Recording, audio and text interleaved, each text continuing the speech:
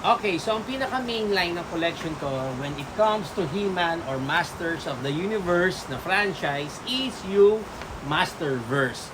Although, nagkaroon din ako ng mga iba na mga classic o somehow naliligaw din from ibang line. Pero, piling-pili lang yun. Since hindi naman yun yung main collection ko sa Masters of the Universe franchise. Since mag-concentrate tayo dito sa Masterverse, ihiwalay ko na lang muna yung mga hindi kasama sa Masterverse line na nandito sa collection.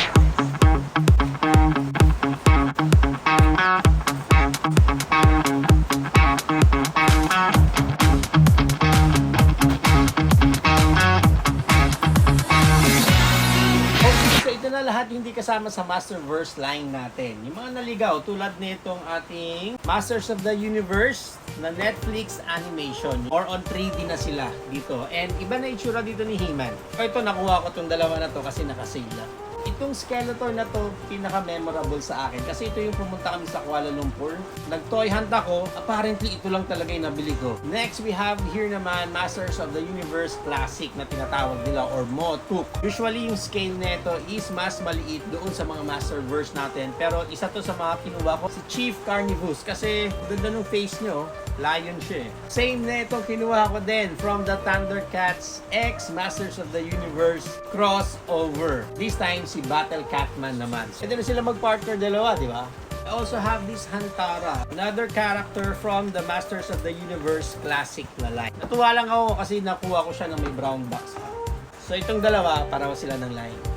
Speaking of classic, meron din tayo dito retro play. Ito mga to, mga remake na lang ito eh. Pero usually, ganito yung pinaka-original scale talaga ng mga He-Man na toys. Yung parang mga punggok na character. Speaking of retro, meron tayo dito isa, not so retro, but this one is from the Masters of the Universe 2000X yata yung tawag nila. Kasi ito yung animation naman ni He-Man na lumabas nung year 2000, nung ni-remake nila yung palabas ng He-Man. Meron tayong isang nakuha doon, which is si Merman. Kinuha ko siya kasi parang pang-army build ko sana ng mga Merman. Another retro we have here, si Panther. And we have here the Turtles of Grayskull. Ito naman yung mga Teenage Mutant Ninja Turtles crossover with He-Man. Mapapansin nyo, no? Common denominator talaga. Medyo animalistic yung look nila. And lastly, we have here, ito isang magandang line dito kasi ito yung pinaka-original na sketch pa lang yung He-Man. Nung ginagawa pa lang siya, ito yung mga original concept nila. So, kinuha ko itong si Hordak and Grizzlord kasi nagustuhan ko si Grizzlord dito eh. Ang astig ng mukha niya. Bagay na bagay talaga maging kaaway.